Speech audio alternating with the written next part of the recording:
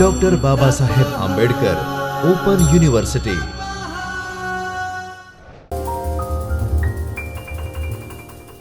नमस्कार। Doctor Baba Saheb Ambedkar open યુનિવર્સિટીના જ્યોતિર્મય પરિસરમાં ચૈતન્ય સ્ટુડિયોની અંદર હું doctor Priyanki Vyas, associate professor library and information sciences વિભાગા અધ્યક્ષ, આજે માહિતી સેવાઓ અને સંગઠનો વિશે વાત કરીશું. ગ્રંથાલયમાં માહિતી સેવાઓનો અને માહિતી સેવાઓના સંગઠનોનો શું ઉપયોગ હોય છે અને એની શું સર્વિસીસ હોય છે અને કેવા પ્રકારની સર્વિસીસ આપતા હોય છે એ વિશે આપણે આજે વિસ્તૃતમાં જાણીશું. આજના વ્યાખ્યાનમાં આપણે ઉપભોક્તાઓની માહિતીની જરૂરિયાતને પહોંચી વળવા માટે વિવિધ પ્રકારની માહિતી, ઉપજો અને સેવાઓ પૂરી પાડતી માહિતી વિશે અને માહિતીની સંસ્થાઓ વિશે જાણકારી મેળવીશું. મિત્રો, પ્રલેખન અને માહિતી સેવાઓ એ એક એવી પ્રવૃત્તિ છે કે જે સંશોધન, ઔદ્યોગિક વિકાસ, વિભિન્ન પ્રકારની સંસ્થાઓનું વ્યવસ્થાપન, સામાજિક આર્થિક વિકાસનું આયોજન વગેરે સાથે સંકળાયેલા ઉપભોક્તા સમુદાયની જુદી જુદી જરૂરિયાતમાંથી ઉદ્ભવે છે, વિકાસ પામે છે અને ઘણા બધા નવીન પ્રકારના માહિતી કેન્દ્રો અસ્તિત્વમાં આવતા માહિતી સંસ્થાઓનું રાષ્ટ્રીય માળખું વિકાસ પામ્યું છે, જેને આપણે માહિતીનું ઇન્ફ્રાસ્ટ્રક્ચર કહેવામાં આવે છે. આપણે એને માહિતીના ઇન્ફ્રાસ્ટ્રક્ચર તરીકે પણ ઓળખીએ છીએ. આ સંસ્થાઓ માહિતી મેળવવાનું, તેનો સંગ્રહ કરવાનું અને તેની પર પ્રક્રિયા કરવાનું તથા તેનું પુનઃગઠન કરી અને તેને ફરીથી ઉપલબ્ધ કરાવવાનું તથા એ માહિતીને પ્રસાર કરાવવાનું કામ કરે છે. આ પ્રકારનું માળખું ગ્રંથાલયો, પ્રલેખન કેન્દ્રો, માહિતી કેન્દ્રો, રેફરલ કેન્દ્રો, માહિતી પૃથક્કરણ કેન્દ્રો, ડેટા કેન્દ્રો, ક્લિયરિંગ હાઉસ પાસે હોય છે.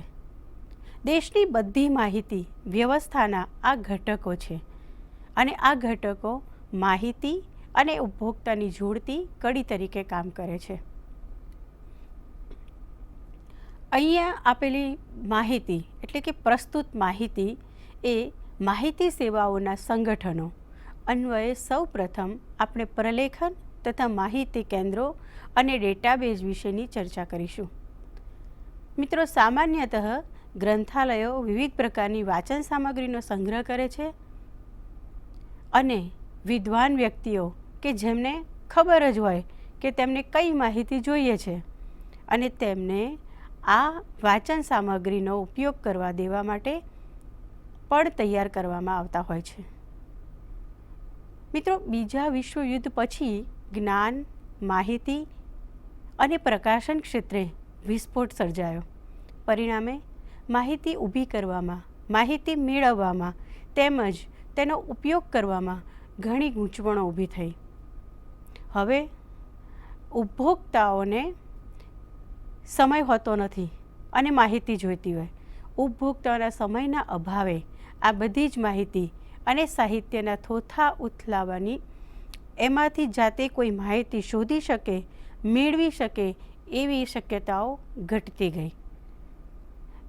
કોઈ પણ માહિતી મેળવવા માટે ઉપભોક્તા આવે છે, એની પાસે સમય નથી, એને જાતે પોતે ઘણા બધા ગ્રંથો શોધીને એમાંથી કંઈક માહિતી મેળવવી છે એવો ટાઈમ હોતો નથી અને એવું કરવા માટે એ લોકો અત્યારે હાલની કન્ડિશનમાં તત્પર પણ નથી હોતા અને એના કારણે, એના પરિણામ સ્વરૂપે ગ્રંથાલયો જે પરંપરાગત સેવાઓ આપતા હતા તેમાં એક વધારાની જોગવાઈ કરવાની જરૂરિયાત ઊભી થઈ અને એ જરૂરિયાત છે માહિતીનું એક જગ્યાએથી માહિતીનું સંગઠન થાય અને માહિતી બધાને ઉપલબ્ધ કરી શકાય. પરિણામે કોઈ ચોક્કસ પ્રકારની માહિતી મેળવવા જેવી ઉપભોક્તાઓની બદલાતી જરૂરિયાતને પહોંચી વળવા માટે પ્રલેખન કેન્દ્રોની સ્થાપના કરવામાં આવી. પ્રલેખન અને માહિતી કેન્દ્રોનું અસ્તિત્વ આવ્યું અને આ કેન્દ્રો ધીમે ધીમે ખૂબ કામ કરવા લાગ્યા અને ઉપભોક્તાઓને સરળતાથી માહિતી પહોંચી શકે, સરળતાથી માહિતી મળી શકે એના માટેના પ્રયત્ન કરવા માંડ્યા. અને એટલા માટે જ આ માહિતી પ્રલેખન કેન્દ્રોનું ધીમે ધીમે અસ્તિત્વમાં આવતું ગયું. સૌથી પહેલાં મહત્ત્વ પ્રલેખનને મળ્યું, પછી સામાયિકોને, લેખોને અને આ બધાની જાળવણી પણ કરવી પડે છે. અને જ્યારે તેમાંથી જે કંઈ માહિતી સામાયિક કે લેખ ઉપભોક્તાને જોઈએ તે ઉપલબ્ધ કરાવવામાં આવે. હવે પ્રલેખન કેન્દ્રની સમજ કેળવીએ. પ્રલેખન કેન્દ્ર શું છે અને એ શું કામ કરે છે? પ્રલેખન કેન્દ્ર એક એવી સંસ્થા છે કે જે ઉપભોક્તાની જરૂરિયાતને પહોંચી વળવા ચોક્કસ પ્રકારના દસ્તાવેજોની પસંદગી કરે છે અને તેને હસ્તગત કરે છે, તેનો સંગ્રહ કરે છે, તેનું વ્યવસ્થાપન કરે છે અને જરૂર પડે ઉપભોક્તાને તે પહોંચાડે છે. મિત્રો, આ કેન્દ્રનું કામ સરળ માહિતી કેવી રીતે ઉપલબ્ધ કરાવવું અને એના માટે એમને એ કેન્દ્રની અંદર પોતાની દસ્તાવેજો જે આવ્યા છે એને પહેલાં તો સારી રીતે ગોઠવવા, પછી એને સારી રીતે સાચવવા અને એનું સંકલન કરવું, એકઠું કરવું, આ બધું કામ એમને ખૂબ અગત્યનું થઈ જાય છે અને છેલ્લે તે એ માહિતી ઉપભોક્તાઓ સુધી પહોંચાડે છે. તે પ્રલેખોની જાહેરાત કરે છે અને તેનું સારકરણ કરે છે અને તેની અનુક્રમણિકા પણ બનાવે છે. ત્રીજું, ઉપભોક્તાઓની વિનંતીના જવાબમાં પ્રલેખોનો પ્રસાર કરે છે. જ્યારે માહિતી કેન્દ્રો કોઈ પણ પ્રલેખ વિશે જાણકારી આપવા, પ્રલેખ પહોંચાડવાને, એટલે કોઈ પણ પ્રલેખની માહિતી કોઈ પણ પ્રલેખ સુધી પહોંચાડવાના બદલે પ્રલેખમાં રહેલી વિગતો અને માહિતી વિશે જાણકારી અને સેવા આપવા પર વધારે ભાર મૂકે છે. પ્રલેખન કેન્દ્ર અને માહિતી કેન્દ્ર વચ્ચે એક નાનો સૂક્ષ્મ તફાવત છે. ડેટાબેઝ વિવિધ ડેટાનો વ્યવસ્થિત જથ્થો છે અને જેમાં સંગ્રહ કરે છે. એક કાર્ડના માધ્યમથી, ફાઇલોના માધ્યમથી અને તેને માનવીય રીતે શોધી શકાય તે રીતે તેનો સંગ્રહ કરે છે. તેનો સંગ્રહ કમ્પ્યુટરથી વાંચી શકાય તેવા માધ્યમમાં પણ કરી શકાય છે અને તે ખૂબ ઝડપથી કામ આપે છે. અત્યારના યુગમાં ટેકનોલોજીના યુઝથી આપણે માહિતી એકદમ સરળતાથી અને ઝડપથી મોકલી શકતા હોઈએ છીએ. ડેટાબેઝમાં ઉપયોગમાં લઈ શકાય તેવા ડેટા આધાર સામગ્રીનો પણ સમાવેશ થાય છે. આ તમામ માહિતી કેન્દ્રોનો ગ્રંથાલય સાથેના સંબંધોની વાત કરીએ તો એ વાતથી આપ સૌ વિદિત છો, આપ સૌને જાણકારી છે કે બધા જ કેન્દ્રોનું સૌ પ્રથમનું કાર્ય, એટલે પહેલું જ કાર્ય પ્રલેખોનો સંગ્રહ કરવાનું છે. સામાન્ય રીતે ગ્રંથાલયને માહિતી એકઠી કરીને સંગ્રહ કરતા કેન્દ્ર તરીકે ઓળખવામાં આવે છે. માહિતીને સંગ્રહ કરતા કેન્દ્રને માહિતી કેન્દ્ર તરીકે પણ ઓળખવામાં આવે છે. એટલા માટે જ શરૂઆતના તબક્કામાં પ્રલેખન અને માહિતી કેન્દ્રો કોઈ વિશિષ્ટ ગ્રંથાલયના ભાગરૂપે કામ કરતા હતા. કોઈ વિશિષ્ટ ગ્રંથાલયના ભાગરૂપે તે તેની સાથે જોડાયેલા કેન્દ્ર તરીકે શરૂ કરવામાં આવ્યા હતા. ગ્રંથાલયનું કામ પોતાનું તો ખરું જ, પણ એ સાથે એક આ વિશિષ્ટ કામગીરી પણ કરતા હતા. સામાન્ય રીતે પ્રલેખન અને માહિતી કેન્દ્રોની સ્થાપના કોઈ ચોક્કસ વિષય ક્ષેત્રમાં કરવામાં આવે છે અને તેના કારણે જ તે વિષય ક્ષેત્રમાં કામ કરતા જૂથો તેનો મહત્તમ લાભ મેળવી શકે. શરૂઆતના તબક્કામાં માહિતીનું કામ એ એક માનવીય પદ્ધતિઓ અથવા તો માનવીય અને માનવીની પદ્ધતિઓ, એટલે પોતે માણસ જ એ બધી પ્રવૃત્તિ કરે.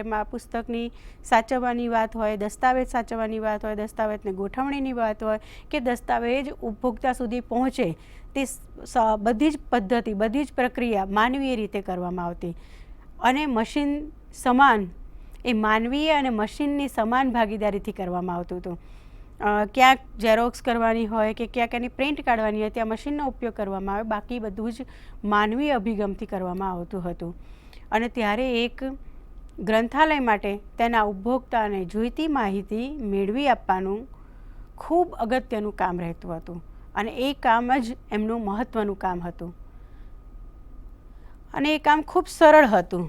ઉપભોક્તાઓની સંખ્યા પણ મર્યાદિત હતી, એટલે વિશિષ્ટ ગ્રંથાલયો ખૂબ સરળતાથી અને ઝડપથી માહિતી કેન્દ્રો બની ગયા અને એ ઝડપથી માહિતી આપતા કેન્દ્રો એટલે કે ગ્રંથાલયની અંદર ગ્રંથ સિવાયની માહિતી આપતા કેન્દ્રો બની ગયા.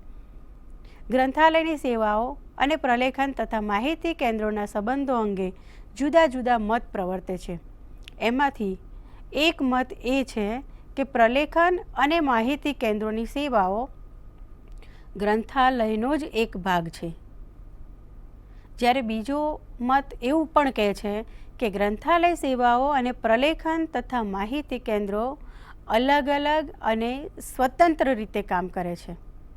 તેમના કામ કરવાના સાધનો જુદા છે, અભિગમ જુદા છે અને તેમની ઓળખ પણ અલગ છે. આવા બે અલગ અલગ મતો આપણે અહીં આગળ જાણવા આપણને જોવા મળે છે. જો કે અહીં આપણે જે હેતુસર અભ્યાસ કરવાનો છે તેમાં આપણે એવું માનીને ચાલીશું કે પ્રલેખન અને માહિતી કેન્દ્રો એ ગ્રંથાલય સેવાનું જ એક વિસ્તરેલું સ્વરૂપ છે, એ એક ગ્રંથાલય સેવાનું જ અંગ છે. વળી આપણે અહીંયા એવું પણ એક ધ્યાન રાખવું ઘટે છે કે ધ્યાન રાખવું જોઈએ છે કે ગ્રંથાલય સેવાનું ખૂબ જ ઝડપથી કમ્પ્યુટરાઇઝેશન થઈ રહ્યું હોય અને નજીકના ભવિષ્યમાં જ ગ્રંથાલયો અને આ કેન્દ્રો વચ્ચેનો ભેદ શૂન્યમાં પરિણમશે. ક્યારેય આપણને એવી ખબર નહીં પડે કે આ ગ્રંથાલય છે કે પ્રલેખન કે માહિતી કેન્દ્રો છે, પ્રલેખન અને માહિતી કેન્દ્રો છે. તો પ્રલેખન અને માહિતી કેન્દ્રોની સમજ કેળવ્યા બાદ મિત્રો હવે આપણે પ્રલેખન અને માહિતી કેન્દ્રોના પ્રકાર વિશે જાણીશું. એના કેવા કેવા જુદા પ્રકારો છે. તો પ્રલેખન અને માહિતી કેન્દ્રોને આપણે 3 જૂથમાં વહેંચી શકાય છે અને એ 3 જૂથ એમાં આનું પહેલું જૂથ છે કે માલિકી દ્વારા એટલે બાય ઓનરશીપ.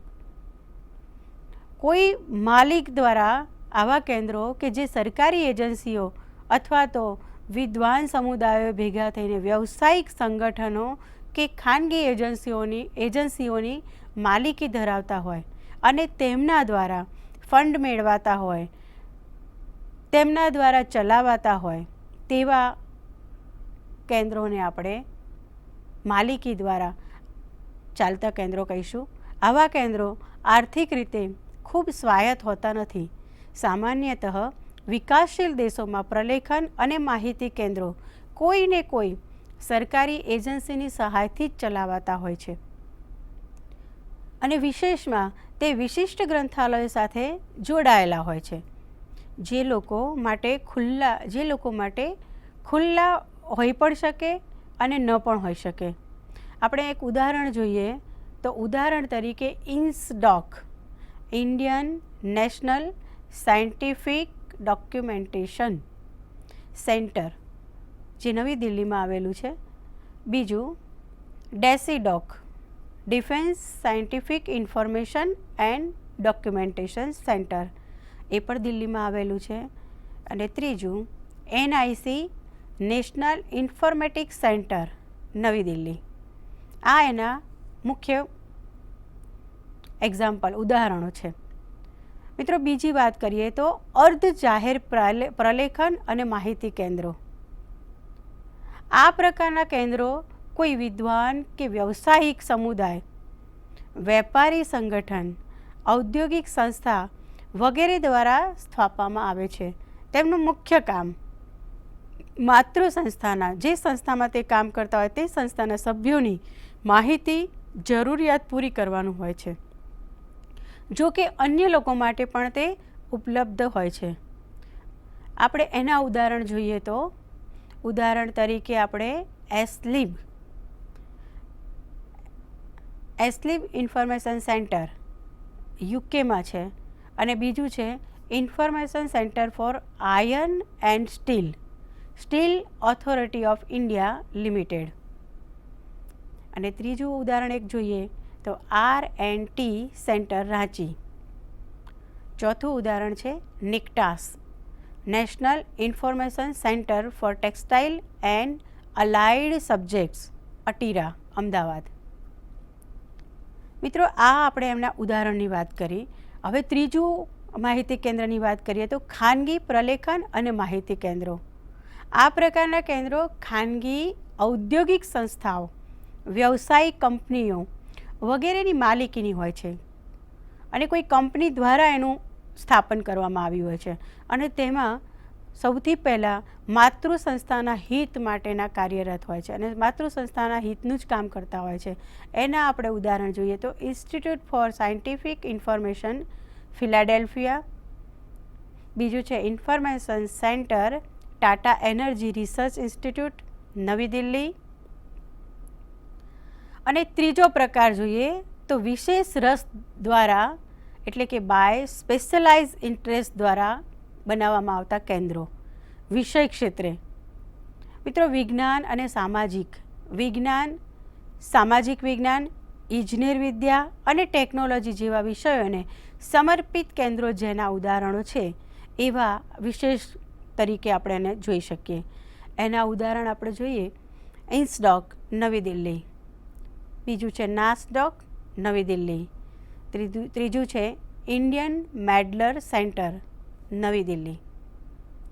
હવે ચોથું એક છે મિશન આધારિત રાષ્ટ્રીય અર્થતંત્રને સમર્પિત કેન્દ્રો. એના ઉદાહરણ જોઈએ જે રાષ્ટ્રીય કક્ષાએ સમર્પિત હોય અને એ એનું કામ કરતા હોય એવા ઉદાહરણમાં પહેલું જ નામ આપણને યાદ આવે છે ડેસીડોક, દિલ્હી.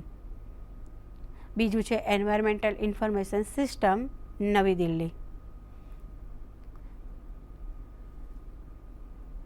ત્રીજું છે બાયોટેકનોલોજીકલ ઇન્ફોર્મેશન સિસ્ટમ, નવી Delhi.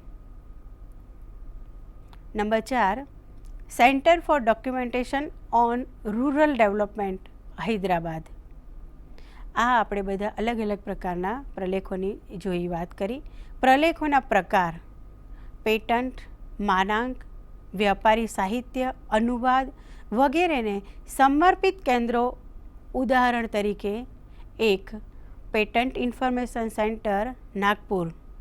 2 European translation centre, Delft, Netherland. 3 national technical information service, Virginia. મિત્રો, હવે આપણે માહિતીના પ્રકાર વાંગ્મય સૂચિ, વ્યવસ્થાપન, માહિતી, ઔદ્યોગિક માહિતી, આર્થિક અને આંકડાકીય માહિતી વગેરે કાર્ય કરતા કેન્દ્રો જેવા કે bibliographic information, INSDOC, NASSDOC. Management information, economics and statistical information, America. હવે વિવિધ સ્તરે એટલે કે ડિફરન્ટ લેવલ પર વૈશ્વિક માહિતીની વ્યવસ્થા. વૈશ્વિક માહિતી વ્યવસ્થામાં તે વિશ્વવ્યાપી માહિતીનું વિકેન્દ્રિત અથવા તો નિર્વેશ અથવા તો કેન્દ્રિત પ્રક્રિયા, વિકેન્દ્રિત વિતરણ અને પ્રસારણ વગેરે જેવા લક્ષણો ધરાવે છે. એના ઉદાહરણ તરીકે આપણે જોઈ શકીએ છીએ. એમાં છે એગ્રીસ, રોમ. બીજું છે ડેવસીસ, કનાડા. ત્રીજું છે ICDS, પેરિસ. અને આંતરરાષ્ટ્રીય માહિતી કે ડેટાબેઝના કેન્દ્રો જોઈએ તો આ કેન્દ્રો ચોક્કસ વિષય ક્ષેત્રમાં વાંગ્મય સૂચિ ડેટાબેઝ ધરાવે છે અને સમગ્ર વિશ્વમાં ઓનલાઈન સેવા આપે છે. આખા વિશ્વને એની ઓનલાઈન સેવાથી માહિતી પૂરી પાડે છે. આંતરરાષ્ટ્રીય ડેટાબેઝ સુવિધા કેન્દ્ર. આવા આંતરરાષ્ટ્રીય ડેટાબેઝ કેવા પ્રકારના અને ક્યાં ક્યાં એના કેન્દ્રો છે જે ઉપયોગકર્તાઓને અને સમગ્ર વિશ્વનો તેમના દ્વારા વ્યવસ્થાપન કરાતો ડેટા ઓનલાઈન જોવાની સુવિધા આપે છે. અને એ ઓનલાઈન આપણે શેના પરથી જોઈ શકીએ એના ઉદાહરણ જોઈએ તો ડાયલોગ ઓનલાઈન માહિતી પુનઃપ્રાપ્તિ વ્યવસ્થા, ડાયલોગ ઓનલાઈન માહિતી પુનઃપ્રાપ્તિ વ્યવસ્થા. બીજું છે ઓર્બિટ, SDC એટલે કે ઓનલાઈન પુનઃપ્રાપ્તિ કે વાંગ્મય સૂચિ માહિતી સિસ્ટમ ડેવલપમેન્ટ કોર્પોરેશન, અમેરિકા. મિત્રો ત્રીજું છે ESA, યુરોપિયન સ્પેસ એજન્સી, રોમ. આ વિશ્વ સ્તરે સેવા આપતા આંતરરાષ્ટ્રીય માહિતી કેન્દ્રો. International patent documentation centre, Vienna. બીજું છે ટ્રેડ ઇન્ફોર્મેશન સર્વિસ, જીનીવા. આ આંતરરાષ્ટ્રીય ડેટાબેઝ ઉત્પાદકો અને પુરવઠાકારો. ડેટાબેઝ ઉત્પાદકારો અને પુરવઠાકારોમાં એક છે કેમિકલ એબ્સ્ટ્રેક્ટ સર્વિસ, ઓહિયો. બીજું છે ઇન્સ્પેડ, લંડન. ત્રીજું છે મેડલાર્સ, અમેરિકા. મિત્રો હવે આપણે પ્રાદેશિક માહિતી કેન્દ્રો, પ્રાદેશિક કક્ષાએ માહિતી કેન્દ્રો, એમાં કોનો ઉપયોગ છે તો Commonwealth regional renewable energy information service, Melbourne, Australia. એમાં બીજું છે sim regional centre for tropic biology અને ત્રીજું છે ટેકનોનેટ, સિંગાપુર. હવે આપણે રાષ્ટ્રીય પ્રલેખન અને માહિતી કેન્દ્રો. રાષ્ટ્રીય પ્રલેખન અને માહિતી કેન્દ્રોએ રાષ્ટ્રીય સ્તરે જે સેવા આપતા કેન્દ્રો છે એની વાત કરવામાં ઇન્સડોક, નવી દિલ્હી, એનો પહેલો જ નામ આપણે વિચારી શકીએ છીએ. બીજું છે institute of scientific and technical information, Beijing, જે ચીનમાં છે. પ્રાદેશિક સ્થાનિક પ્રલેખન કેન્દ્રો અને છઠ્ઠું છે સેક્ટરલ વિભાગ માહિતી કેન્દ્રો. જેમ કે સેક્ટરલ વિભાગમાં માહિતીના કેન્દ્રો જોઈએ તો નિષાદના વિભાગીય કેન્દ્રો નીચે મુજબ આપણે પીપીટીમાં જોઈએ છે અને પીપીટીમાં બતાવેલા છે. એમાં આખું માહિતી કોના દ્વારા ક્યાંથી ક્યાં મળી જાય એની વિશેની વાત કરી છે. પ્રલેખન માહિતી કેન્દ્રો. પ્રલેખન અને માહિતી કેન્દ્રોના કાર્યો. આપણે વિવિધ પ્રકારના પ્રલેખન અને માહિતી કેન્દ્રોની ચર્ચા કરી. હવે આપણે તેના કાર્યો વિશેની સમજ મેળવીશું અને તેના કાર્યો શું હોય, કેવા હોય એના વિશે વિશેષમાં આપણે જાણકારી લઈશું. સામાન્ય રીતે પ્રલેખન અને માહિતી કેન્દ્રો હાલની જે પણ કંઈ નવીનતમ અથવા તો પહેલાં છપાઈ ગયેલી માહિતી કે સાહિત્ય હોય જે તેમના ઉપભોક્તાઓને કામ લાગી શકે તેમ હોય તે વિશે ઉપભોક્તાનું ધ્યાન દોરે છે અને તેઓ વિવિધ પ્રકારના માહિતી સ્ત્રોતમાંથી માહિતી એકઠી કરે છે. તેમાંથી એકદમ ચોક્કસપૂર્વક તેમના ઉપભોક્તાઓને મદદરૂપ થઈ શકે તેવી જ માહિતીનો સંગ્રહ કરે છે. સાહિત્ય વગેરેની વિસ્તારપૂર્વક શોધ કરે છે જેથી ઉપભોક્તાને ઉપયોગી કોઈ પણ માહિતી તેમનાથી ચૂકી ન જવાય, તેમનાથી રહી ના જાય, તે માહિતી મેળવ્યા વગર ન રહી શકે એ જોવાનું ખાસ ધ્યાન રાખે છે. ઉપભોક્તાની માંગ પ્રમાણેની અને માંગ્યા પહેલાં પણ માહિતી અને પ્રલેખનની સેવા પૂરી પાડે છે. કોઈ ઉપભોક્તા માહિતી માંગે કે ન માંગે તો પણ એવા પ્રકારની માહિતીનું સંગઠન કરી, ભેગી કરી અને તે માહિતી પૂરી પાડે છે. જો કે પ્રલેખન કેન્દ્રોના અપાતા કામોમાં દરેક કેન્દ્ર પ્રમાણે તેના કામ જુદા જુદા હોય છે.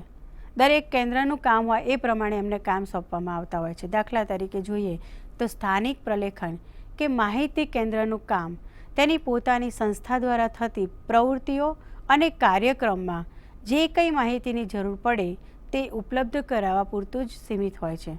તેમનું કાર્ય તો એટલું જ જોવાનું છે કે જે મુખ્ય સંસ્થા છે તેની પ્રવૃત્તિનો વિકાસ થાય તે માટે જે કંઈ મદદરૂપ માહિતી તેમનાથી આપી શકાય તે આપવાની અને તે માહિતી આપી ન શકાય અથવા આપ્યા પછી પણ એ માહિતી તેમ છતાં પણ આ સ્થાનિક કેન્દ્રો તેમના ઉપભોક્તાઓની માંગ પ્રમાણે